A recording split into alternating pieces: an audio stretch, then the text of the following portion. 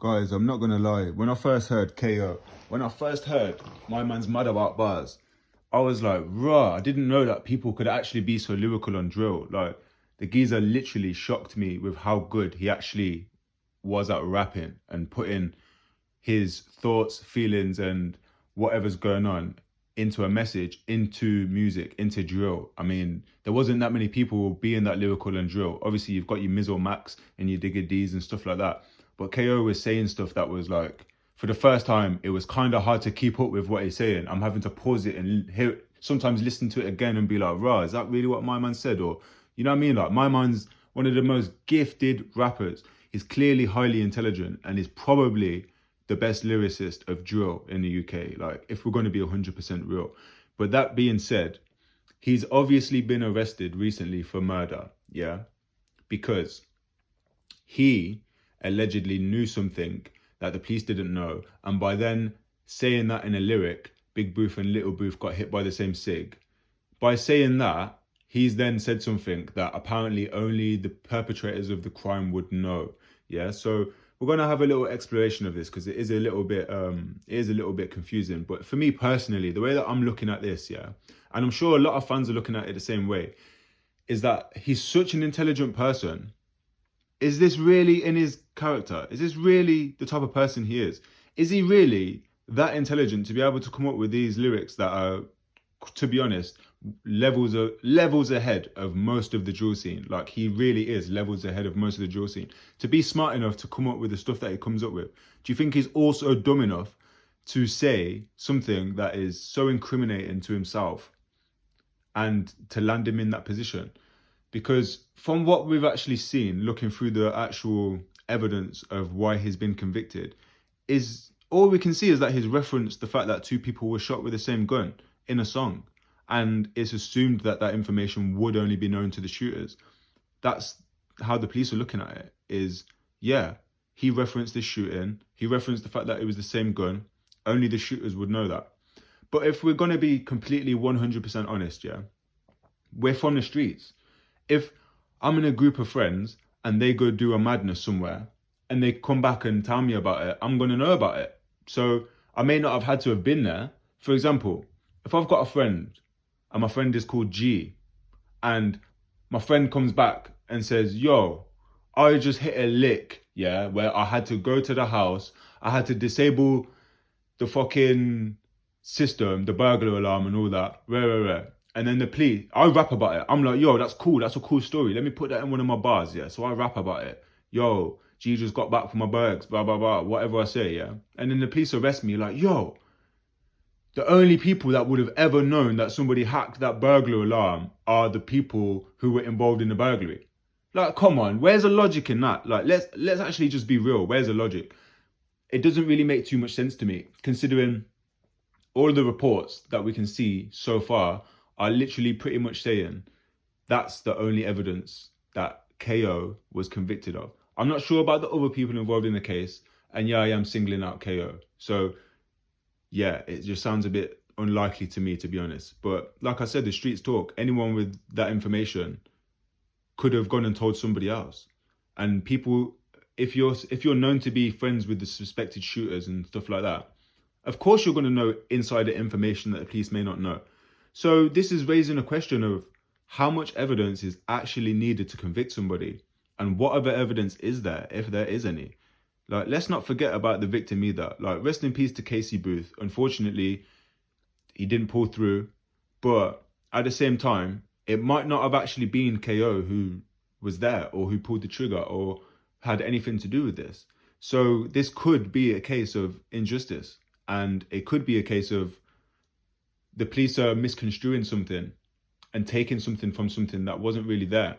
So it's a bit of a weird one, really, because on one hand, we want to respect the victim of the murder and we want to respect their family and their friends and their loss at this time, because it's going to be this pain will never go. It's undescribable. When you lose somebody, it's undescribable. So there's no way of reconciling that for those people. So we have to respect that as well. But at the same time, let's be mindful and remember, people do get wrongfully convicted. People do get convicted of crimes that they haven't actually committed. So could this be a case of that?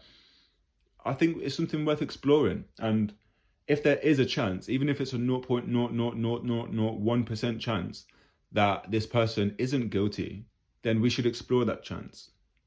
That's all I'm saying. The reason that I'm focusing on KO is because of his impact in the drill scene. One of the most talented drill rappers, one of the most influential drill rappers. It's absolutely crazy to see somebody go from being where he was at the height of his career to go into where he is now, being in a prison cell for murder that he may not have even committed. Oh yeah, it's sad. The whole situation's sad. Let's not forget that there's so many lives impacted by this murder.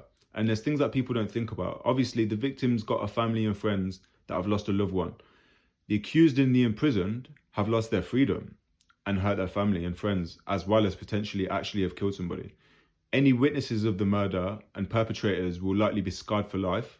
Even the hospital staff that had to fight for somebody to survive and ultimately couldn't save him, they're going to be affected. The officers working on the case who might be psychologically affected, the judges who were likely hardened by dealing with these kinds of cases, the jury who had to make a hefty decision, the public who have to see these cases and form extreme opinions. The stuff affects society in ways that are so deep, it's actually quite hard to even explain, to be honest with you. I just hope that cases like this can make some of the younger generation see that this lifestyle just is not worth it. You don't want to be in prison, you don't want to be in hospital, and you definitely don't want to end up in a grave. So stick to education, even if it's not mainstream. Stick to working. If you can, set up a business and invest in yourself. There's so much more to life.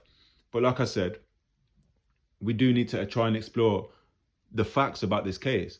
I hope that there's people that go through the paperwork and whatnot when it's all finished and over with and everyone's been sentenced, and we can actually assess what kind of evidence was actually used to convict people and charge them with crimes. Because if that is the only evidence that's being used to convict KO, I can't be the only one that thinks there's something weird going on there. There's something wrong with that. So is this man actually innocent? Is KO actually innocent overall? Like, we don't know. We're going to have to, we need to do some exploring. We need to do some investigating. Like, this is absolutely, it's one of the craziest times to be alive in this day and age, where not only do you have actual drill rappers who actually do what they're saying and then they rap about it, but you also have a system that can convict you based on things that you may not have even done.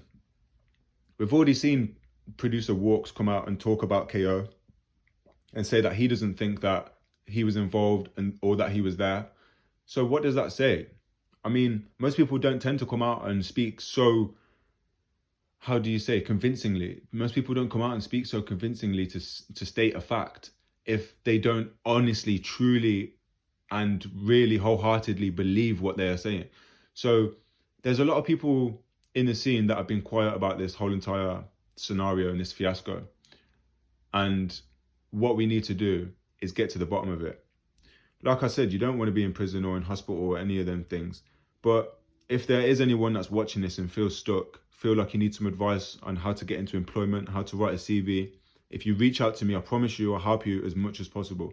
I can help you write a CV. I can help you look to places to be employed in your local area.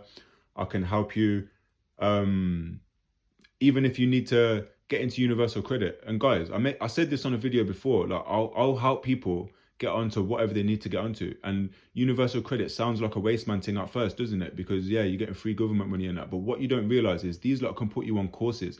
These lot can put you in places where you can get a job. These lot can teach you how to actually be in a job interview. They can put you on courses for job interviews, for CV building, for all sorts of things that can actually widen your horizon. So you actually have a lot more options. And you might not have no options right now. You might not have no GCSEs, but trust me, you'd be shocked. The kind of jobs that you can get with little to no qualifications, I think most people would be genuinely shocked.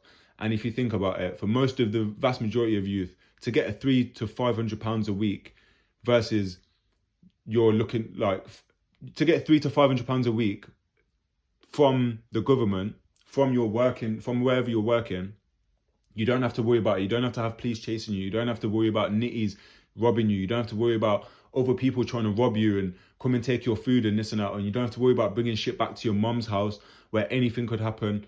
You don't have to worry about none of that. You don't have to put no drugs up your bum. You can go and just be a normal worker and get a decent job, go and get a good career, go and start a business. You can do so much other stuff than jumping into this lifestyle that puts you in a position that you ultimately don't want to be in.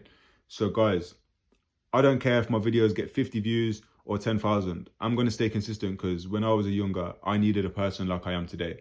So thank you for listening. Thank you for getting involved. Please like, comment, share, subscribe, all of that. Much appreciated. And like I said, if anyone needs any help, just reach out to me. Peace.